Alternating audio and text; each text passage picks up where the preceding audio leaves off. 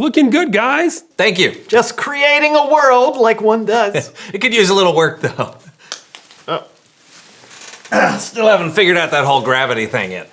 Still, it's pretty cool. But do you know the story in the Bible about how God created the world?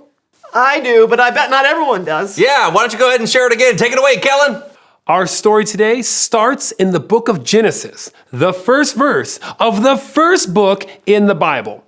And it says, "In the beginning, God created." It's important to know that God is creative, and that was very evident from the very beginning. We read that in the beginning, God created the heavens and the earth. Now, the earth didn't have a shape. Darkness stretched across the entire formless planet. There was nothing there. Nothing except God. And God said, "Let there be light." And for the first time in history, there was light. God looked at the light and saw that it was good. So that was the first day. God was there creating, bringing light where there was none. But God wasn't finished. God said, "Let there be a huge space between the waters." And wouldn't you know it, a huge space formed that wasn't there before. God looked at the huge space and gave it a name, the sky.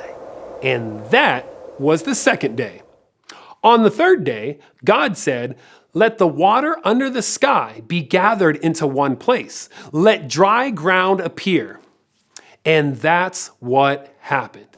The dry ground was called land, and God called the water the sea. And God saw that it was good. Then God said, "Let the land produce plants, and let there be trees on the land that grow fruit with seeds in it." So the land produced plants, fruit trees, pine trees, clover and cactus, palm trees, and lily pads. God made all the plants and saw that it was good. Day 3. So we got light and dark, sky, land, plants. What's next?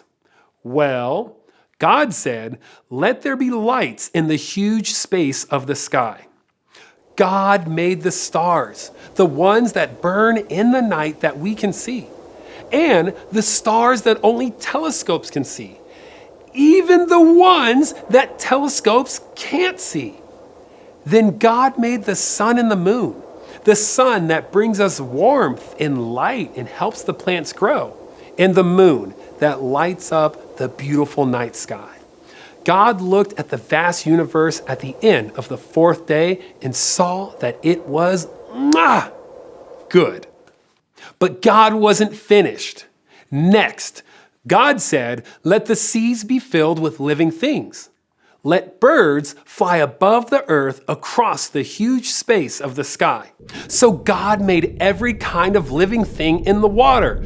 I'm talking about whales and sharks and octopi and tuna and crawdads and trout. And God also made the birds, sparrows, parrots, robins and wrens, hawks and crows, and I'm even talking about the ostrich. God looked at everything once again and saw that it was good. And that was day 5. On the 6th day, things got a little noisy. God said, "Let the land produce every kind of living creature." And all the animals in the world were created. Wolverines, lemurs, squirrels, and the platypus, polar bears, and antelopes. God also made cows and horses, chicken and goats.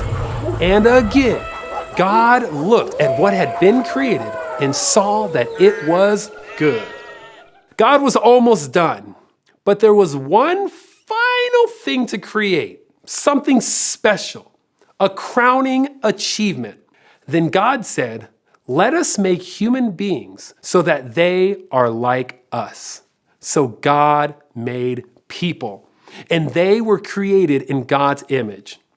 Now, we don't know exactly what that means, but it's amazing. It's amazing to know that every time you pass someone in the grocery store, or every friend you have at school, or your sister or your brother, each of them was created in the image of God. God planned from the very beginning to make humans special. Finally, God looked at everything that had been made, and it was very good. So the heavens and the earth and everything in them were complete. Our amazingly powerful and endlessly creative God created the whole world. And you know what happened on the seventh day? God rested. And I'll say it was well earned. The end. Great story, Kellen. Yeah, kind of makes our creation pale in comparison. I mean, God made everything. Yeah, God is pretty incredible. Well, yeah, Kellen. And so are you. What about me? You too.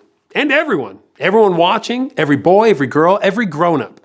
We were created in the image of God, and that's special.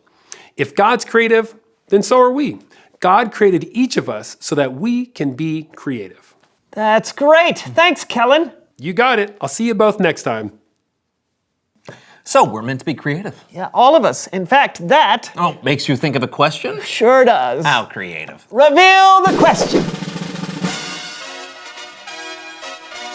How are you creative? Yeah, maybe you're a gifted artist and you love to paint. Or maybe you think up some of the most creative stories. Yeah, but being creative isn't just about art. No, you can be creative in other ways. Yeah, you could be creative in how you think up ways to do a math problem. Yeah, or you have some really creative ideas about how to help one of your friends that's having a tough time. Think about how you are creative. Ooh, or maybe you can build the Eiffel Tower out of pencils. So I'm gonna need more pencils than that. All right, talk about it with each other. Oh, hey, look, there's a big pencil. Okay, and we'll see you next time on the So-and-So Show. Can I help? Yeah, absolutely. Hold Here, this up. try it. I want to put it in there. That'll hold Oh, it up. that's smart. Maybe. Okay, ready? Yeah. First one to a year wins. All Ready? right, 360. Five. Okay, 1, 2, 3, go. 1, 2, Ah! 3. Somebody fell off. Well, we fell off. 5, 8. What? I lost count. I think I'm at 100. Okay. Oh, I think you are too.